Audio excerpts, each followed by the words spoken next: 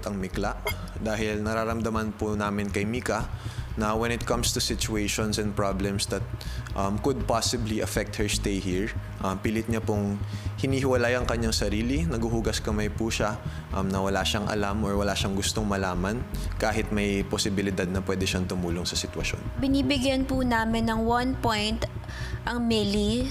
Feeling ko po si Michael, sobrang inconsistent po ng personality niya from the first few weeks up to this day to the point na hindi ko na po alam kung nagiging showbiz siya or yun lang talaga siya bilang isang tao. Binibigyan po namin ng 1 puntos ang Rusty.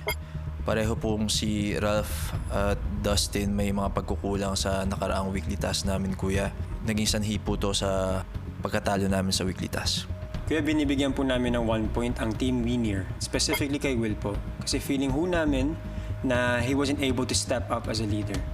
Kami as a follower, nung nakita ho namin na natataranta na si Will, nataranta rin ho kami.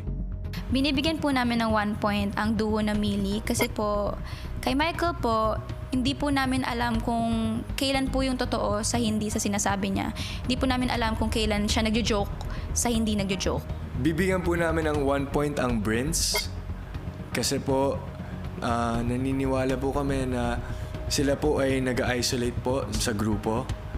Kuya, binibigyan naman po namin ng 1 point si Rusty po, si Ralph at Dustin po. Specifically po kay Dustin kasi this weekly task po, kuya, ay mas naging apektado pa po siya sa desisyon po ng mga leaders na hindi naman po siya yung kinall out at ginawa lang naman po itong strategy na to para po sa weekly task po namin, kuya. So, medyo na-disrespect lang po niya yung mga task leaders at that time at medyo close-minded din po siya po dun, kuya. Binibigyan po namin ng 3 points ang Brins dahil po kay Vince na kakapasok niya lang po sa bahay niyo po may nabitawan na po siyang agad na mga salita na hindi po kami naging komportable mga boys. Kuya, binibigyan po namin ng 3 points si Vince. Nakukulangan pa po kami sa pagiging open niya po dito sa bahay. Binibigyan po namin ng 3 points ang Millie.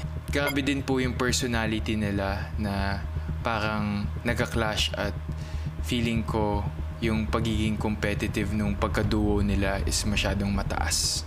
Binibigyan po namin ng 3 points ang team na si Brins. Silang dalawa ang pinaka-isolated from us boys. Every time us boys are together, lagi silang dalawang nasa labas lang. Well, 3 points po. Siyempre, hindi na po ako magpapaliwilig. Siyempre, it's for Dustin. Medyo na-disappoint lang po din talaga ako sa naging action niya po sa past task namin kung na kami po ang task leaders. Yung ugali niya nung nagtatask kami and nung pag nagkaroon po kami ng miscommunication, obviously naman po yun po yung naging rason. So, ayun po, kuya. Bibigyan po namin ng 3 points ang duo na si Winier because of the lack and preparation and leadership of Will when it came to our weekly task. Feeling ko that affected us as a whole and yun po ang reason namin. Binibigyan po namin ng 3 points ang duo na Brins. Puntos po para kay Vince. Nagjo-joke po siya na hindi rin po pinag-iisipan yung sinasabi niya. Pero pagdating po sa kanya na sobrang bilang magkakaibigan lang po yung pagbibiro, hindi po niya matake at hindi po maayos yung choice of words niya sa pagkakausap sa amin.